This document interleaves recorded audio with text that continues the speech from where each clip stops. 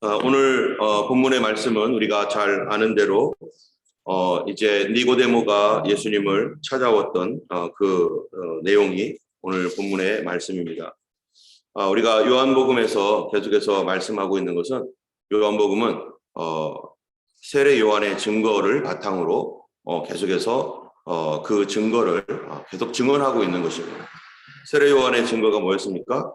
예수 그리스도는 하나님의 세상 죄를 지고 가는 하나님의 어린 양이다.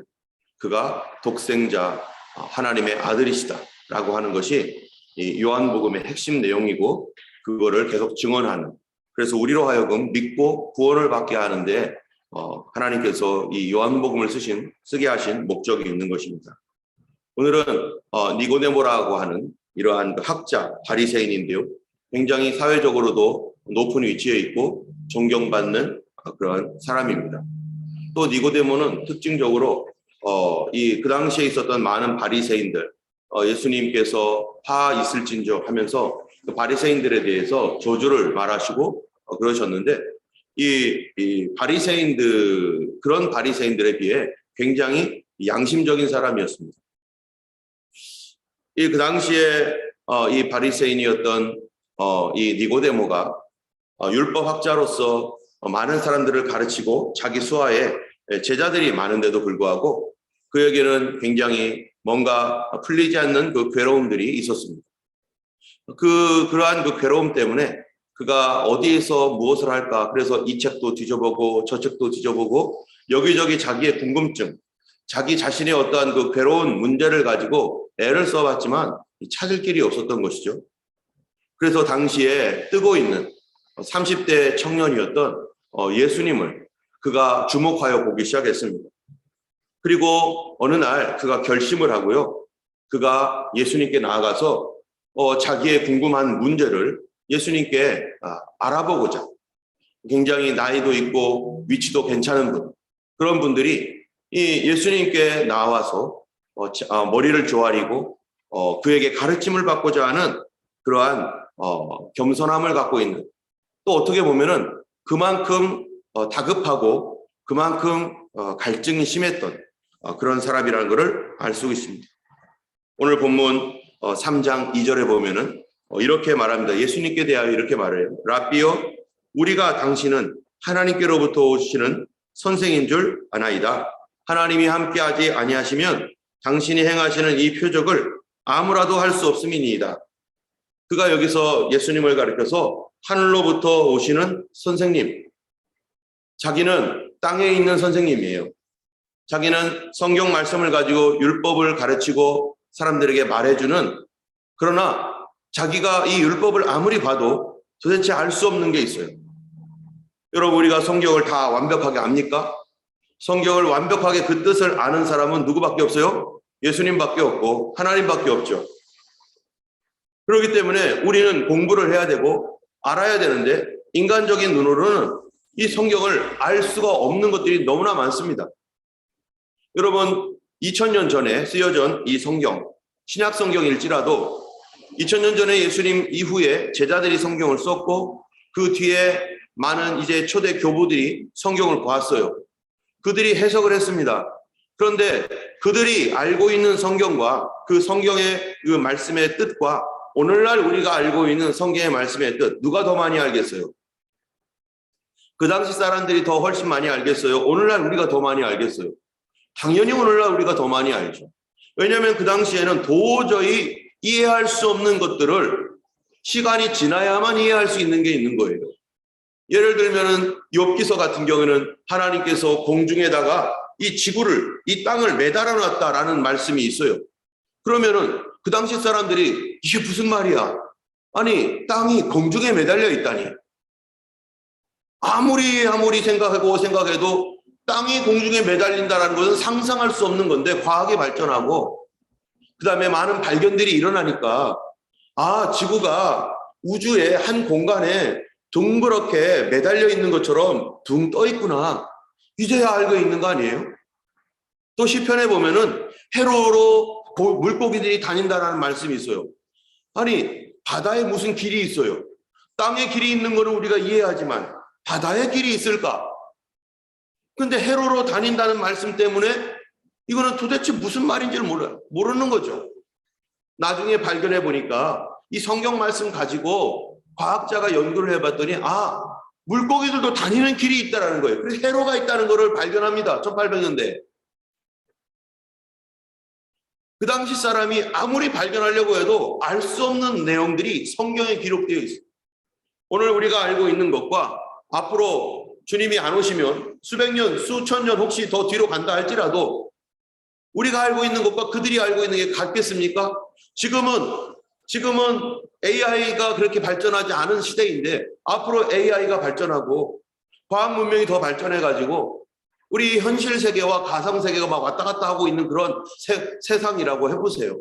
만약에 우주를 개발을 해가지고 화성까지 가서 뭐 이런 시대라고 해보세요.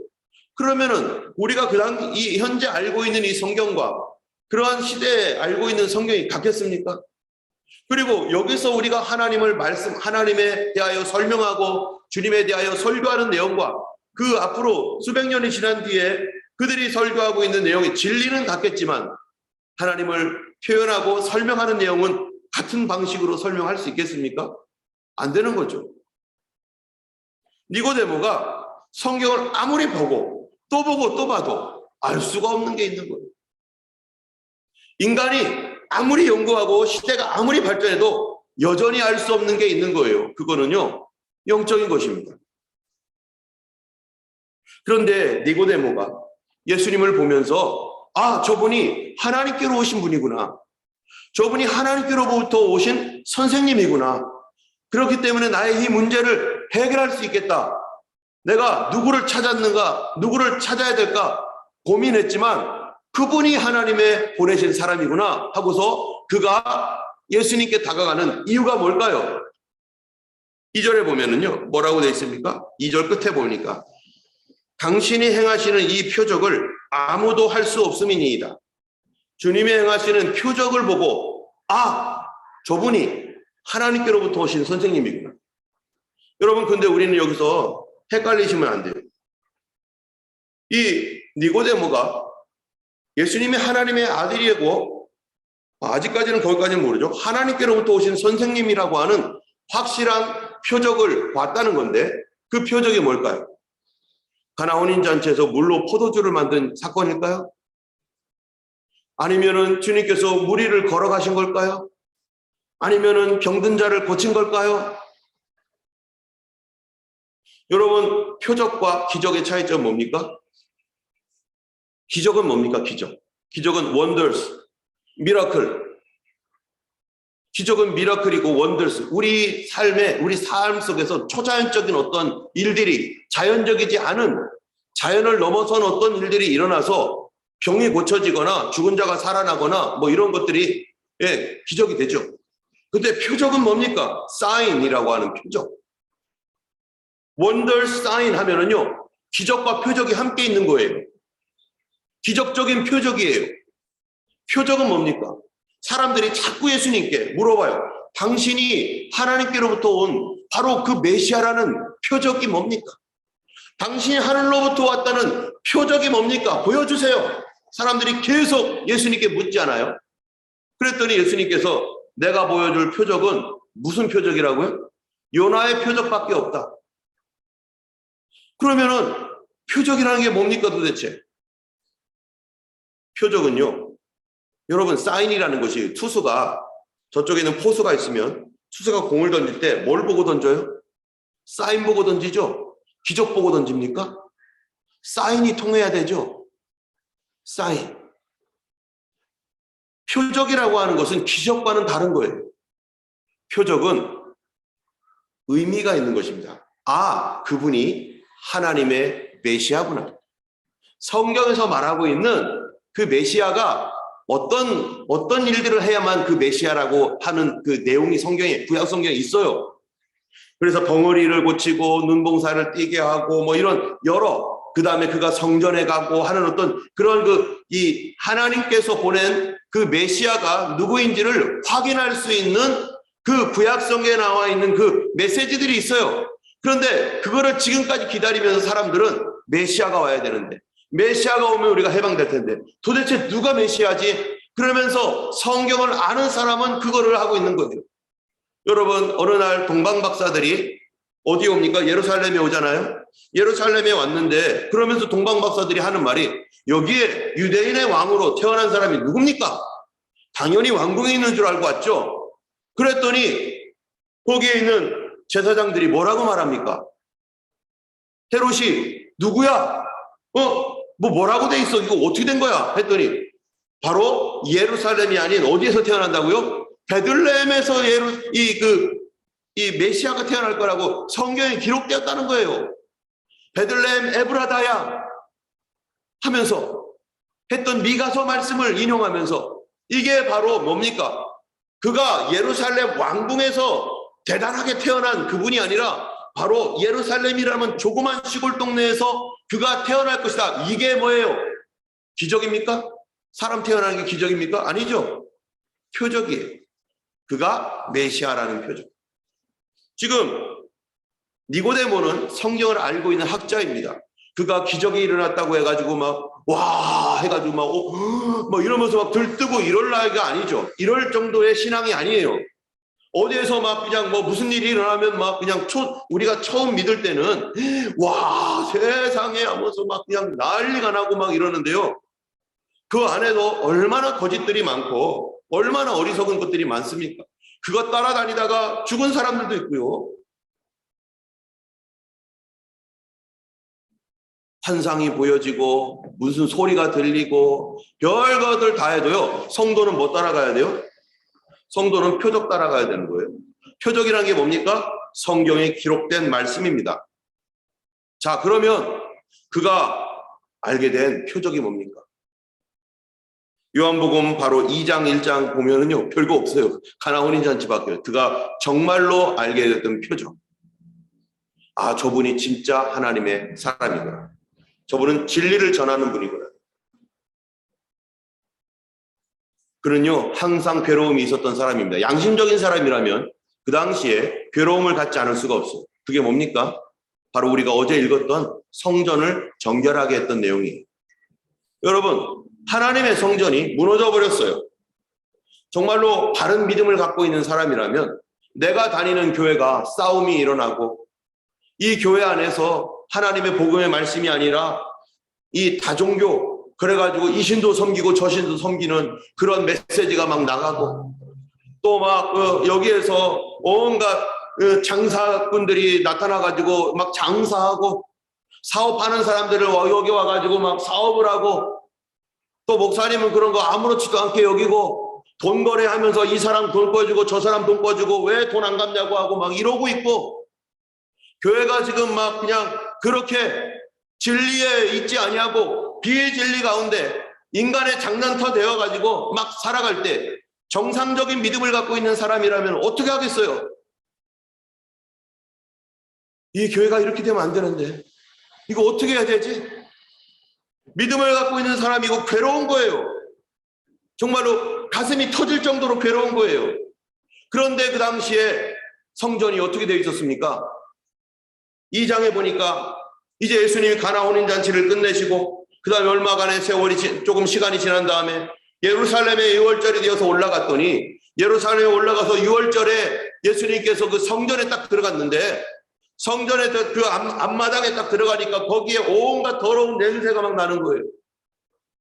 거기에 이 희생 제물들이 거기서 판매가 되고 있는데 양, 소, 비둘기, 거기에다가 어떤 사람들이 있습니까? 그 돈 바꾸는 사람들. 그래가지고 장사꾼들 매 하면서 소리 나죠. 매 거리죠. 또 돈 때문에 서로 싸움박질하고 있죠. 그 다음에 그들이 내놓은 배설물 때문에 냄새가 나죠. 지금 성전이 지금 말도 아니게, 이게 하나님의 거룩한 성전인가 이게 지금. 여기서 장사하고 돈 거래하고 여기서 이렇게 싸움박질하는 데가 지금 이게 하나님의 성전인가? 양심 있는 성도라면 이것 때문에 괴로워하는 거예요. 도대체 이게 뭐 하는 거지? 그런데 문제는 아무도 이거에 대하여 시비 걸고 있지 않습니다. 아무도 이 문제에 대하여 왜 이렇게 됐냐고 말하지 않아요. 교회에서 무슨 돈 거래를 하고 있냐고, 왜 그런 짓을 하고 있냐고 말하고 있지 않아요. 교회에서 사업하고 하나님의 성전이 지금 인간의 장난터 장사꾼들이 노는 그러한 사업수단이 되었고, 이거를 또 대제사장이 허락을 해가지고 대제사장도 커미션 먹고 이 사업에 동참해서 함께 이렇게 경제 공동체가 되어가지고 묶여가지고 돌아가고 있는 이것. 그런데 도대체 아무도 이거에 대하여 왜 이렇게 되고 있냐고 말하고 있지 않는 이것 때문에 바리새인이었던 양심적인 니고데모도 괴롭고, 도대체 우리 종교가 뭐가 된 거냐 이게. 우리의 신앙이 도대체 뭐냐 이게. 그리고 바른 신앙을 갖고 있는 성도들이라면 이런 성전에 대하여 괴로움을 갖고 있는 거예요. 그런데 어느 날 혜성처럼 누가 나타난 거예요? 예수님이 오신 거예요. 예수님이 나타나셔가지고 거기에서 장사하고 비둘기 팔고 소 팔고 양 파는 사람들, 그 다음에 이 돈 거래하고 있는 그런 이자놀이 하고 있는 그런 사람들, 왜 안 갚냐고 빨리 갚으라고 막 이러는데, 돈 없다고 하고 막 네가 가져갔다고 막 이러고 있는 이런 판에 예수님께서 채찍을 들어가지고요, 그 가지 확 엎어버리는 거예요. 지금 무슨 짓 하고 있냐고, 교회에서. 지금 교회에서 이게 무슨 짓이냐고. 그리고 채찍을 들어가지고 양 파는 사람, 소 파는 사람, 그 투전하는 사람들이 장사꾼들을 다 때려 부시면서 그들을 다 내쫓고, 대제사장이 깜짝 놀라는 거겠죠. 도대체 이걸 누가 하냐고. 그들도 알고 있죠. 잘못했다는 걸. 근데 아무도 이 문제에 대하여 거론하지 않습니다. 그런데 이렇게 썩을 대로 썩고 골물 대로 골문 이곳에 예수님이 오셔서 그 일을 하고 있는데, 바로 하나님의 사자 말씀의 종이 오셔서 말라기서에서 그가 성전에 들어가서 성전을 깨끗하게 하신다라고 했던 그 약속의 말씀대로 그가 메시아다. 그런데 예수님 보니까 원돌산 일도 일어났고, 예수님이 성전을 정결하게 하면서 하신 말씀, 그 다음에 하신 말씀이 뭡니까? 너희가 이 성전을 헐어버려라. 내가 3일 만에 다시 짓겠다. 성전 필요 없다. 그랬더니 사람들은 또 어쩌고 저쩌고 말하는 거예요. 그런데 무슨 말하는 거예요? 거기에 대다가 뭐라고 합니까? 예수님이 성경에 해석하기를, 이는 성전된 자기 육체를 가리켜 말함이라. 앞으로 이 더러워진 성전 때문에 예수님이 어떻게 될 걸 얘기하는 거예요? 이 예수님은 지금 하나님의 어린 양으로 세상 죄를 지고 가는 하나님의 어린 양이에요. 그 하나님의 어린 양이 성전에 갔더니 성전이 금요의 양이 됐는데, 이 성전의 죄를 지금 짊어져야 되는 거예요. 예수님이 성전을 더럽혔던 사람들이 그 모든 더러운 죄를 예수님이 짊어져야 되는데, 이 성전을 어떻게 하겠다는 거예요? 파괴해버리겠다. 그리고 내가 직접 성전이 되겠다. 예수님이 십자가에 달려 죽으시고 부활하셔서 그분이 이제는 우리가 그리스도의 몸이 되었고 그리스도께서 우리의 머리가 되었고 그를 믿는 사람들이 성전이 되었습니다. 그런데도 지금 성전에서 장사하고 성전에서 돈놀이하고 돈권 하려고 하고 이런 짓들이 오늘날 한국교회를 얼마나 멍들게 했고 얼마나 많은 그러한 더러운 일들이 있었습니다. 지금 예수님의 몸인 교회도 이렇게 더럽혀지고 있는 이 상황이라면 주님께서 어떻게 하시겠어요? 예수님께서 오셔서 이 성전을 뒤집어 엎어버리시고 정결하게 하신 그 표적을 보면서 정말로 양심 있는 신자, 정말로 고통받는 신자들은 그거를 보고 그분이 메시아라는 걸 알게 되는 거예요. 우리가 어디에 진리가 있는가는 기적이 나타났고 뭐 대단한 일이 일어났고 여기에 진리가 있는 게 아니죠. 진짜 표적과 진리는 하나님 말씀 가운데 가고 하나님 말씀이 그대로 되어지고 있는가, 하나님 말씀대로 지금 현재 그렇게 살아가고 있는가, 어디에 진리가 있는가. 우리는 진리를 따라 사는 사람이죠. 하늘에서 불까지 내리는 표적도로 그런 그 기적이 나타난다고 했지만 그것 따라가지 말라고 하잖아요. 우리가 하나님의 말씀을 알아야 되고요, 진리를 구별해야 되고 누가 참된 하나님의 사람인지를 알아야 됩니다. 어떤 사람입니까? 하나님의 성전에 대하여 하나님의 성전을 사랑하고 하나님 말씀을 사랑하고 하나님의 뜻을 사랑하고 하나님을 경외하는 신앙, 그러한 신앙을 갖고 있는 사람이 바로 하나님의 사람이라. 니고데모는 그걸 보고 알았어요. 아, 저분이 하나님께로부터 온 바로 그 선생님이구나. 그러면 내가 그분을 찾아가서 나의 이 문제를 얘기해야겠다. 그 문제가 뭘까요? 니고데모의 문제는요, 하나님 나라의 문제였습니다. 바리새인들은 천국도 믿고 지옥도 믿고 하나님을 믿는 그런 믿음의 사람이었는데 하나님 나라에 갈 수 있을까? 지금 우리는 니고데모의 이 말, 그 다음에 예수님께서 지금 니고데모를 만나면서 니고데모야, 네가 거듭나야 하나님 나라 갈 수 있다라는 이 모든 말씀들을 우리가 어떠한 관점에서 봐야 되느냐? 지금 성전에 대한 것도요, 세상 죄를 지고 가는 하나님의 어린 양이었어요. 성전에 죄를 지고 가는 하나님의 어린 양. 우리가 하나님 나라에 들어갈 수 없다는 것을 니고데모가 알고 있습니다. 예수님께서 니고데모가 당신 하나님께로부터 온 선생님이다라고 말하자마자 예수님 하신 말씀이 뭡니까? 사람이 거듭나지 않으면 하나님 나라에 들어갈 수 없느니라. 사람이 물과 성령으로 거듭나지 아니하면 하나님 나라를 볼 수 없느니라. 지금 여러분, 하나님 나라에 들어간다는 말이 죽어서 천국 가는 얘기만 하는 겁니까? 당연히 우리가 죽어서 천국 가는 건 당연하죠. 그런데 더 중요한 게 뭡니까? 하나님께 속해 있는가? 우리가 외국에 나가 있어도 한국 여권 가지고 있으면 한국 사람이죠. 우리가 저기 어느 땅을 가도 호주 여권 갖고 있으면 우리는 호주 사람이죠. 내가 어느 나라 사람인가를 말하는 거예요. 내가 나중에 다시 비행기 타고 호주로 돌아오고 한국으로 돌아오면 아, 우리나라에 돌아왔죠. 사람이 거듭나지 아니하면 하나님 나라에 들어갈 수 없느니라. 하나님 나라를 볼 수 없느니라. 여러분, 예수님이 왜 십자가 졌다고요? 왜 예수님은 십자가를 져야만 합니까?